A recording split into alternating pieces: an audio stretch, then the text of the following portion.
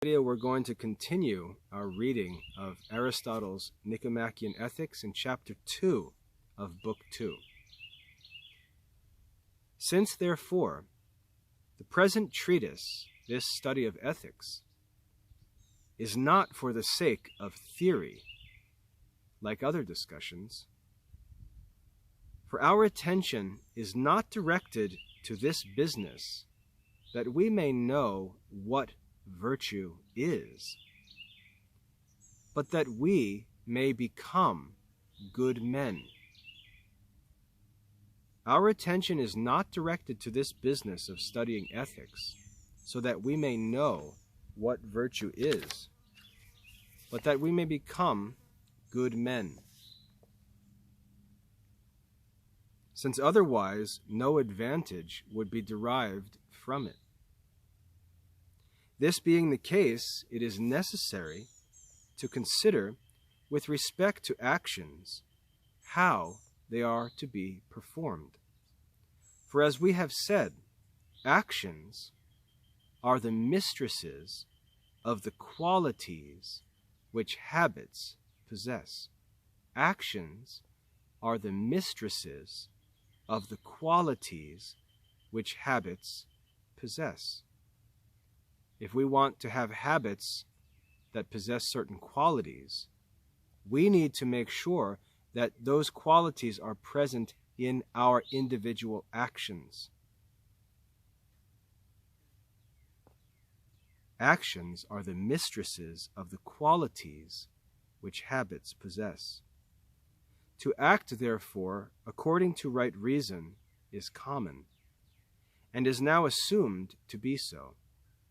We shall, however, hereafter speak concerning this, and show what right reason is, and how it subsists with reference to the other virtues. But this must be previously granted, that every treatise of practical affairs ought only to be an adumbration. We talked about that word earlier in our reading. An adumbration means a sketch or an outline. Every treatise of practical affairs ought only to be an adumbration and not an accurate discussion, as we observed in the beginning, because reasonings are required conformable to the subject matter. Reasonings are required conformable to the subject matter. In practical affairs and things contributing to them, there is nothing stable, as neither is there in things which are salubrious. Salubrious means relating to health.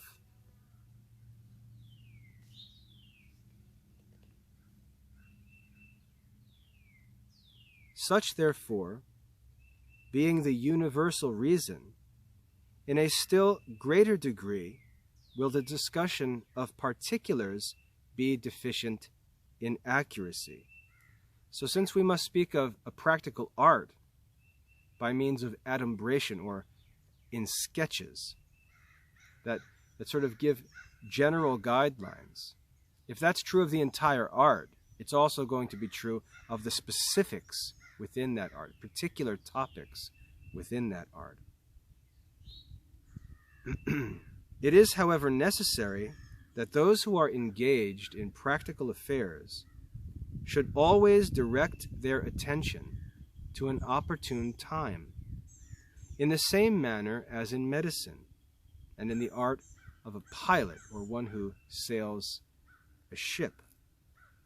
But though the present discussion is of this nature, we must endeavor to give it assistance. In the first place, therefore, this must be observed, that things of this kind, namely actions which produce in us the habits of the virtues, are naturally adapted to be corrupted by excess and defect, as we see in strength and health, which are the virtues of the body. For it is necessary to use things apparent as testimonies in things which are unapparent. Since exercises of the body, which are excessive, and also those which are deficient, corrupt the strength of the body, in like manner food and drink, when taken in too great a quantity or in too small a quantity, corrupt the health. But these, when commensurate, produce, increase, and preserve it. This, therefore, is also the case in temperance and fortitude and the other virtues. For he who flies from and is afraid of all things and endures nothing becomes timid. And he who in short is afraid of nothing but marches up to all things becomes audacious, which is not virtue. In a similar manner, he who gives himself up to the enjoyment of every pleasure and abstains from none is intemperate. But he who flies from all pleasures, like rustic men, is an insensate person. So to fly from all pleasure is not good, neither is to indulge in all pleasure. There's a balance between the two extremes, which is true temperance. And you can see it's difficult, maybe impossible, to define what that balance is or where that balance is for every person. And that's why, as we study ethics, because what he's explaining is that every virtue is a balance between two opposite errors or vices. Every virtue is a balance between two opposite extremes or vices. It's sort of like a sliding scale between the two. And there's no way for us to establish an exact point where virtue is between the two extremes. It's different in different times, in different places, for different people, and so on. And there are all kinds of different factors that help us to understand what virtuous actions would be in different circumstances. And he gives us the example of physical exercise. For one person, it's possible to exercise too much or too aggressively and cause yourself injury. So you've actually produced harm to your body by exercise, when exercise was pursued for the sake of increasing strength and health. And yet on the other side, you can engage in an exercise, but not hard enough. And so it doesn't produce the effects that the exercise is intended to produce. You can do too much, or you can do too little. Finding a balance is difficult. It's also different for different people. You may notice, for example, that if you're reading a book about exercise or dieting or anything like that, there will be warnings that you should consult a physician before beginning an exercise program or before beginning a certain diet. And we can say, I'm a healthy man. I can go out and push myself as hard as I want, and I can try to run, let's say, 5 miles today. And that's fine.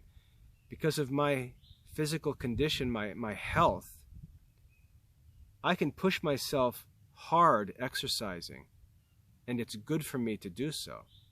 And if I don't push myself to a certain level, I'm actually not exercising enough to really gain the benefit of the exercise.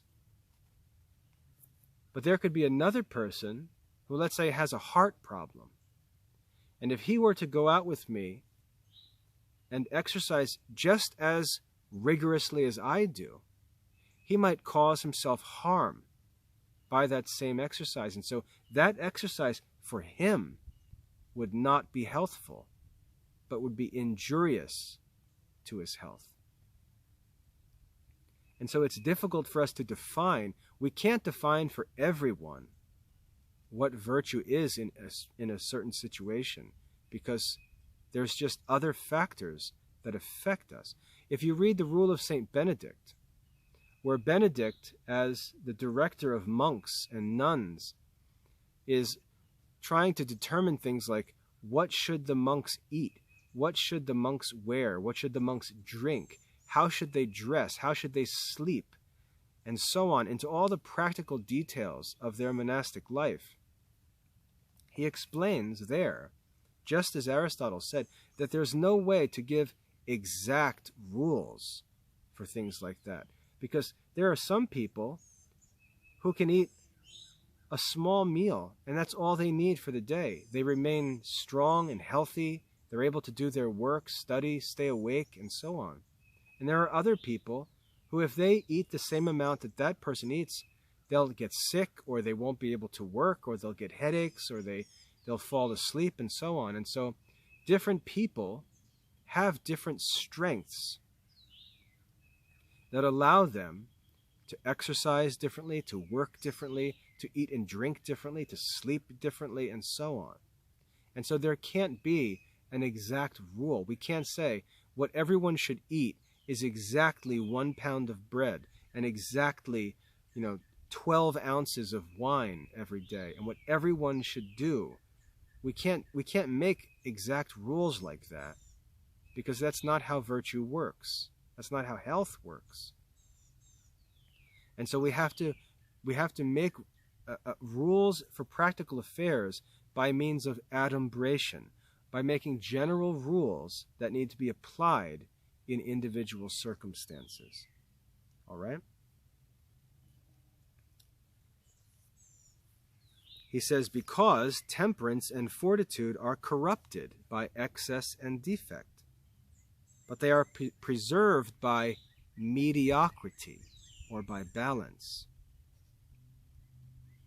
Not only, however, generations, increments, and corruptions are produced from and by the same things, the same activities, but the energies also of the virtues will subsist after the same manner. Since this likewise is the case in other things which are more apparent, as for instance in strength. For strength is produced by taking much food, by eating a lot, and enduring many labors, or physical exercise. And the strong man is especially able to do both these. Thus too it is in the virtues. For by abstaining from pleasures we become temperate, and having become temperate, we are especially able to abstain from them. The like also takes place in fortitude.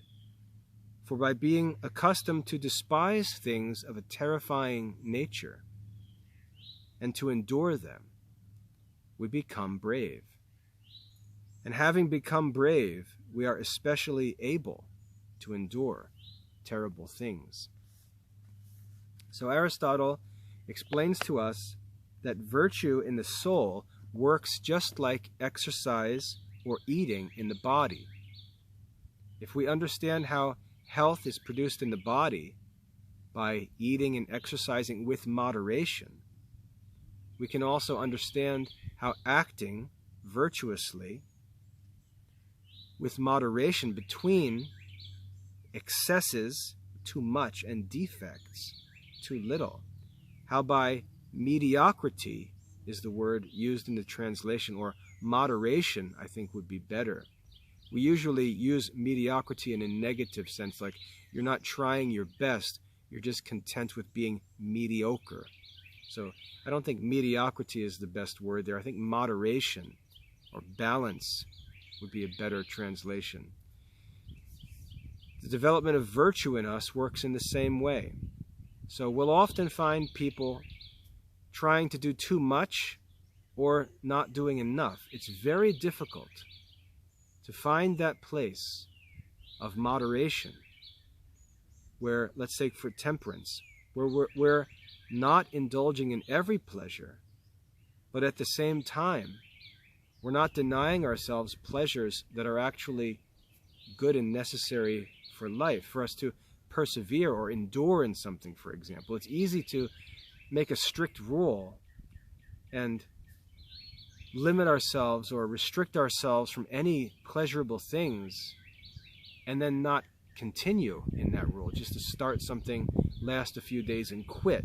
Usually the reason why we do that is because the rule that we created was excessive. This is often true of us because we're arrogant and we think that we're stronger than we are, and so we set rules for ourselves that are, the rules that saints would have followed. And we're not strong enough to do those things, and so we just start with all this talk and then we quit, like New Year's resolutions or sacrifices for Lent. Instead of coming up with a reasonable, moderate resolution or a moderate Lenten practice, we'll propose something excessive and just quit. And that's not virtue. And so the challenge is to find moderation, to find what was called the golden mean, the balance between the two extremes, between the two vices, that just as this is true of the body, this is also true in the soul. And so in this chapter, Aristotle explains that because ethics is a practical art, a practical study, we're not interested in it for the sake of theory. We're not interested in talking about what virtue is. We're actually interested in becoming good, virtuous men and women. Because of that, because nothing is stable, but there are so many different factors and constantly changing circumstances in practical affairs, we can't create some black and white exact rule for what should be done.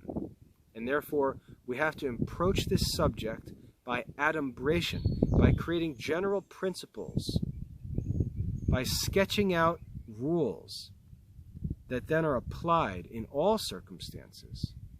And in the case of virtue, the rule is that virtue is a practice that's free from excess or defect, but it's a balance between the two.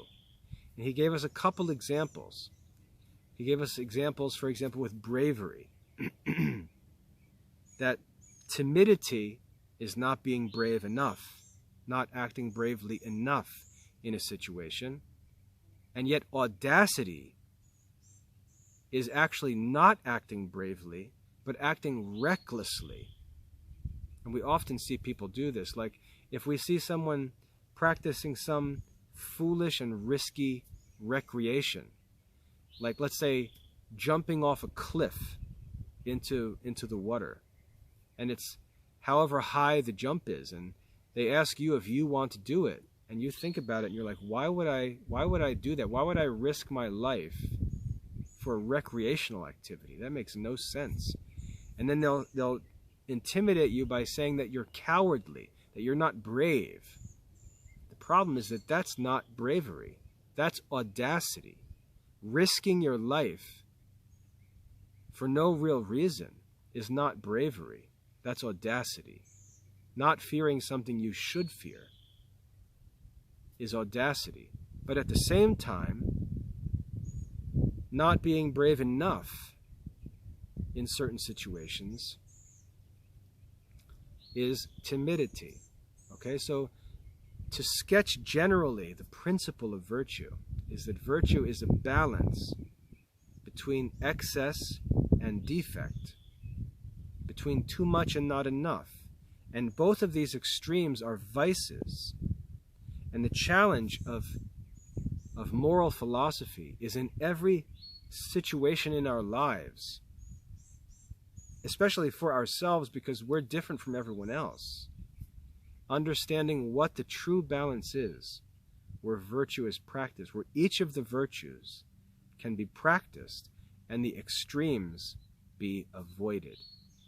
Okay, so I hope that's a helpful guide through your first reading of Chapter 2 of Book 2 in Aristotle's Nicomachean Ethics. As you can see, we're really starting to focus now.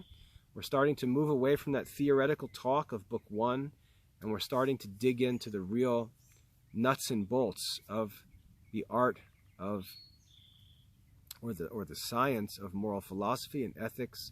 And as I said, this is, of all studies in the Classical Liberal Arts Academy, I believe that this study of ethics is the most helpful in the lives of students, and really a study that sets classically educated Catholic students apart from everyone else. Because the focus of this study is not just some theoretical knowledge, some school knowledge to pass a test, to get a grade, to get a credit. The test and true assessment of this subject is whether or not you actually become a good man or a good woman. Study the lesson for yourself, for mastery, and we'll continue in our study of Aristotle's Ethics. God bless your studies.